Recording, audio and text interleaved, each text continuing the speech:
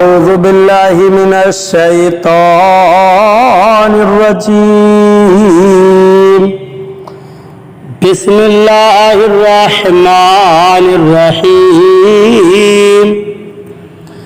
إن الله لا يستحيي أن يضرب مثلا ما بعوضة فما فوقها فأما الذين آمنوا فيعلمون أنه الحق من ربهم وَأَمَّا الَّذِينَ كَفَرُوا فَيَقُولُونَ مَاذَا أَرَادَ اللَّهُ بِهَذَا مَثَلًا يُضِلُّ بِهِ كَثِيرًا وَيَهْدِي بِهِ كَثِيرًا وَمَا يُضِلُّ بِهِ إِلَّا الْفَاسِقِينَ.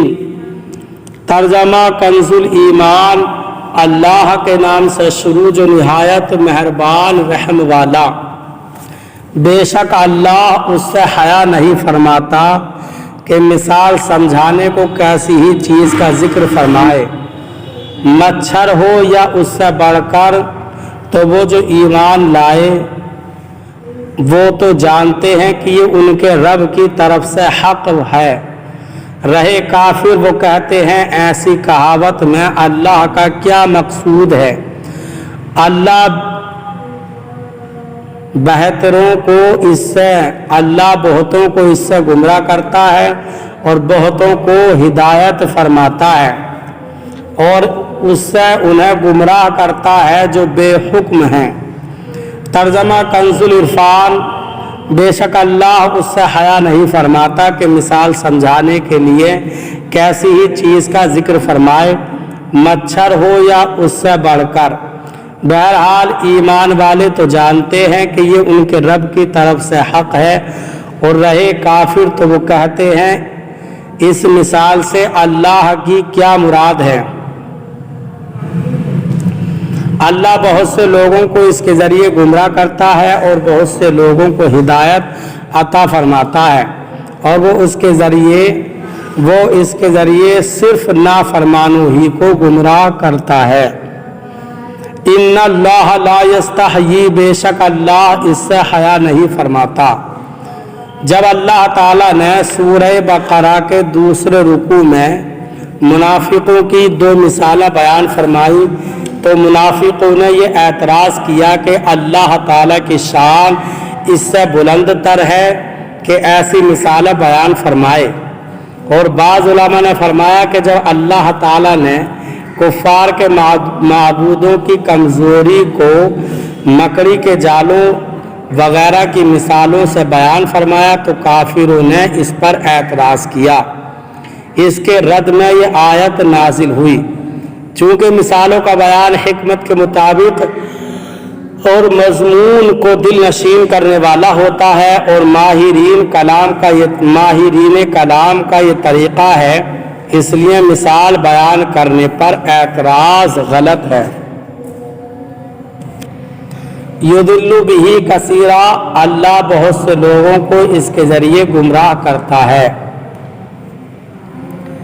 ان الفاظ سے کافروں کو جواب دیا گیا کہ مثالیں بیان کرنے سے اللہ تعالیٰ کا کیا مقصود ہے.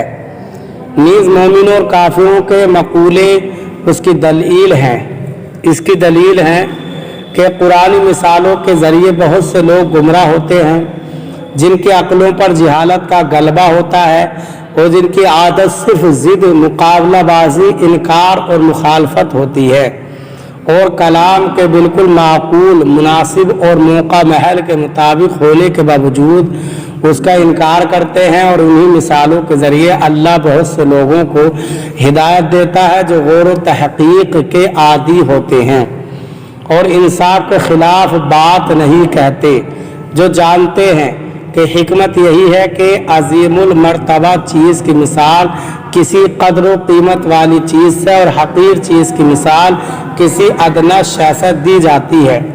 جیسا کہ اوپر آیت نمبر 17 میں حق کی مثال نور سے اور باطل کی مثال تاریکی سے دی گئی ہے.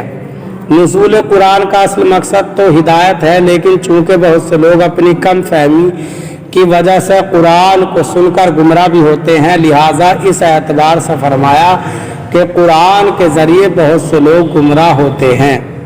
وما يضل به الا الفاسقین.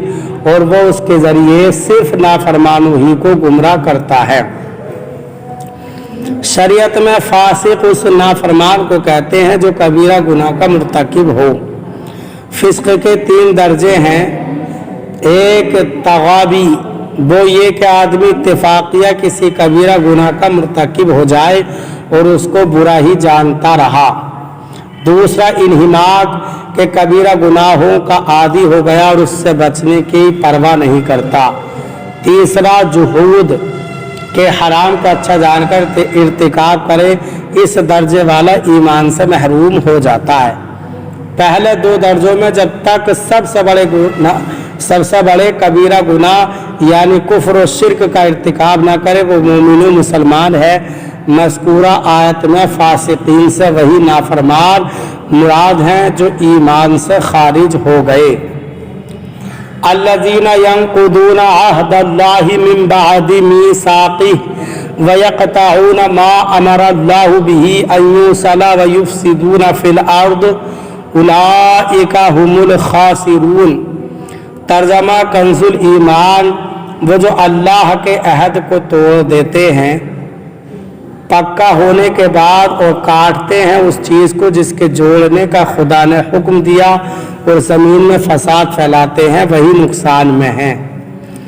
ترجمہ کنز العرفان، وہ لوگ جو اللہ کے وعدے کو پختہ ہونے کے بعد توڑ ڈالتے ہیں اور اس چیز کو کاٹتے ہیں جس کے جوڑنے کا اللہ نے حکم دیا ہے اور زمین میں فساد پھیلاتے ہیں، تو یہی لوگ نقصان اٹھانے والے ہیں۔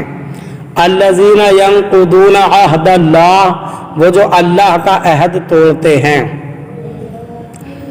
اس سے وہ عہد مراد ہے جو اللہ تعالیٰ نے گزشتہ آسمانی کتابوں میں حضور سید عالم صلی اللہ علیہ وسلم پر ایمان لانے کے متعلق فرمایا تھا۔ ایک قول یہ ہے کہ عہد 3 ہیں۔ پہلا عہد وہ جو اللہ نے تمام اولاد آدم سے لیا کہ اس کی ربوبیت کا اقرار کریں، اس کا بیان سورہ اعراف آیت نمبر 172 میں ہے۔ دوسرا عہد انبیاء اکرام علیہ السلام کے ساتھ مخصوص ہے کہ رسالت کی تبلیغ فرمائیں اور دین قائم کریں، اس کا بیان سورہ احزاب آیت نمبر 7 میں ہے۔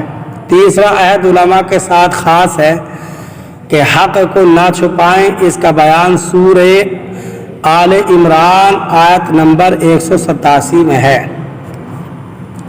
ما امر اللہ بہ، جس چیز کا اللہ نے حکم دیا، جن چیزوں کا ملانے کا حکم دیا گیا وہ یہ ہیں: 1 رشتہ داروں سے تعلقات جوڑنا، مسلمانوں کے ساتھ دوستی و محبت کرنا۔